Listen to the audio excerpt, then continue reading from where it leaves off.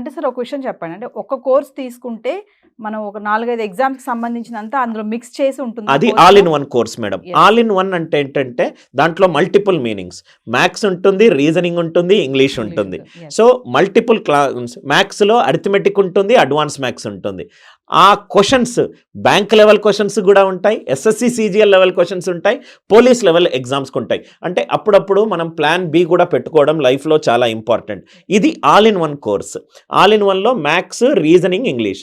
కొంతమంది students English కంఫర్టబుల్గా ఉంటారు, వాళ్ళ కోసం కాంబో 3-in-1. 3-in-1 అంటే arithmetic, advance maths and reasoning related things. అంటే స్టూడెంట్ తన అవసరాన్ని బట్టి, తన బడ్జెట్ని బట్టి, తన యొక్క వీక్ ఏరియాస్ ఆఫ్ ఇంప్రూవ్మెంట్ని బట్టి మన దగ్గర 400 రూపీస్ నుంచి 6000 రూపీస్ వరకు, వ్యాలిడిటీ 1 month నుంచి 1 year వరకు, రైట్, అన్ని Telugu medium, English medium courses ఉన్నాయి.